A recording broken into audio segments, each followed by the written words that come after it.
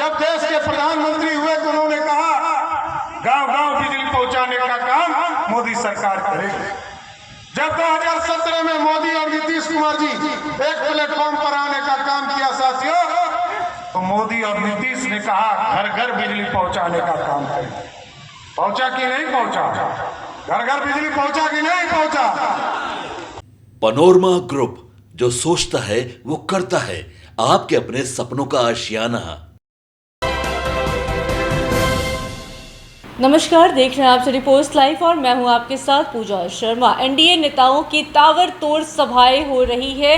लोकसभा चुनाव के मद्देनजर इस कड़ी में बक्सर के मोहैया पहुंचे बिहार के उप मुख्यमंत्री सम्राट चौधरी। बता दें आपको कि एनडीए प्रत्याशी मिथिलेश तिवारी के पक्ष में जनसभा को संबोधित करते हुए नजर आ रहे हैं, तो वहीं दूसरी ओर महागठबंधन उम्मीदवार सुधाकर सिंह पर भी जोरदार निशाना साधते हुए नजर आ रहे हैं। उन्हें चावल चोर से संबोधित करते हुए नजर आ रहे हैं और कहते हुए नजर आ रहे हैं कि जल्दी कैमूर के सलाखों के पीछे होंगे सुधाकर सिंह। तो साथ ही साथ लालू प्रसाद यादव पर भी जोरदार निशाना साधते हुए नजर आ रहे हैं और कहते हुए नजर आ रहे हैं कि लालू यादव जो है वो डरपोक है। लालू यादव हम लोगों का मुकाबला नहीं कर सकते हैं। ये जो लालू यादव है और जो ये कांग्रेसी है, ये दोनों जो है वो लुका छिपी का खेल खेल रही है। इसी के साथ साथ अपने प्रत्याशी के लिए भी जनता से वोट मांगते हुए नजर आ रहे हैं और क्या कुछ कहते हुए नजर आ रहे हैं, हम छोड़े जाते हैं आपको उनके बातों के साथ। लोकसभा का चुनाव है और इस लोकसभा के चुनाव में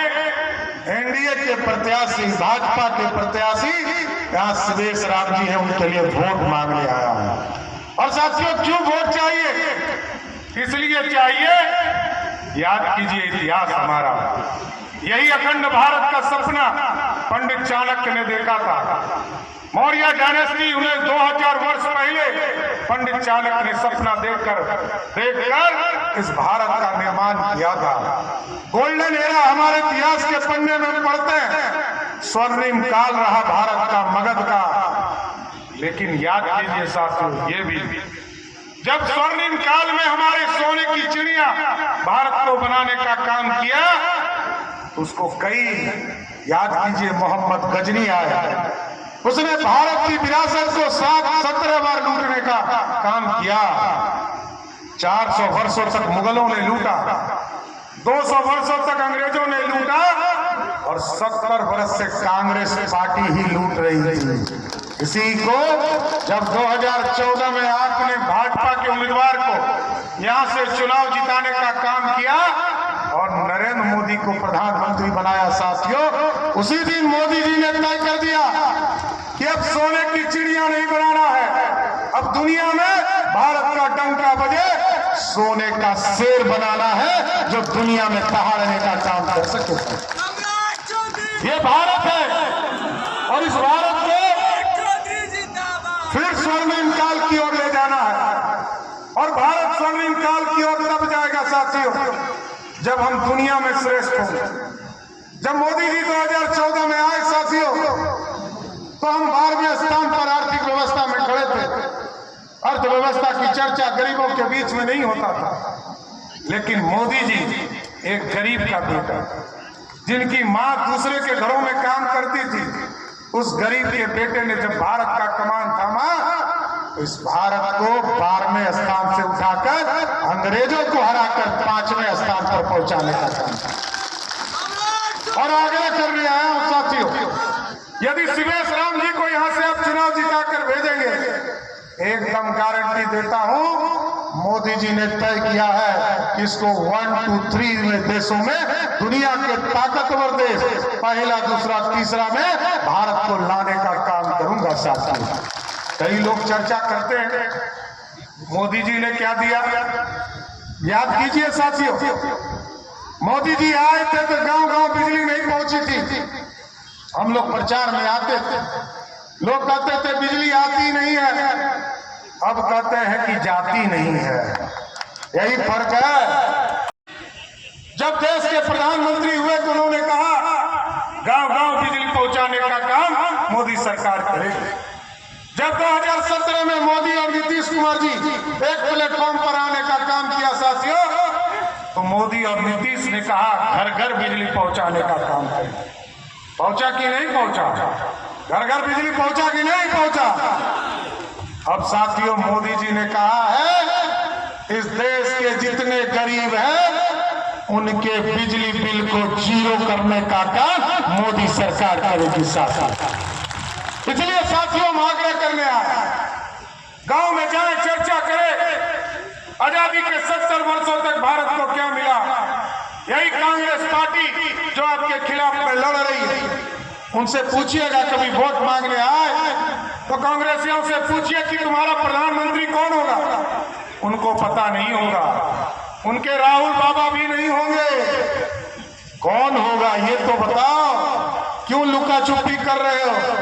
क्योंकि कांग्रेस और ललटनिया पार्टी कहती है कि कभी ममता बनर्जी प्रधानमंत्री होगी, कभी जो जेल में बैठा है एक हेमंत सोरेन उसको प्रधानमंत्री कहता है, कभी अखिलेश यादव को प्रधानमंत्री कहता है, और जो एगो दिल्ली में बैठा चोर है जो अरविंद केजरीवाल कभी कहता है वो प्रधानमंत्री होगा। आप बताओ साथियों, ये चोरों का गिरोह है, क्या ये चोर को वोट देना है?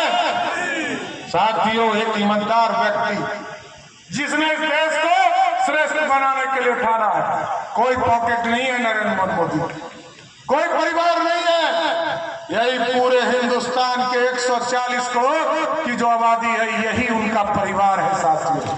और यहाँ पर ललटनिया पार्टी लीडिंग कर रही है।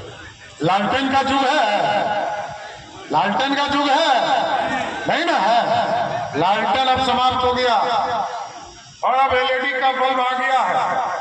मैं साथियों कहने आया, ये लोग माफियाओं के संरक्षण वाली सरकार थी, ये लोग सरकार चलाते थे माफियाओं के राज में। कोई गुंडागर्दी कर रहा था, कोई अपराध कर रहा था और कोई चावल खा रहा था। इस सब का हिसाब होगा, इतना जरूर आश्वस्त करने आया हूं। और ये अपराधी कोई बच नहीं सकता है। हम लोगों ने अभी कानून बनाया है साथी, ये जो शराब माफिया है, जमीन माफिया है या गुंडागर्दी करने वाले लोग हैं, या तो उसको कैमूर के जेल के अंदर बंद करूंगा, नहीं तो इसको हर हालत में बिहार छोड़ने के लिए मजबूर करूंगा।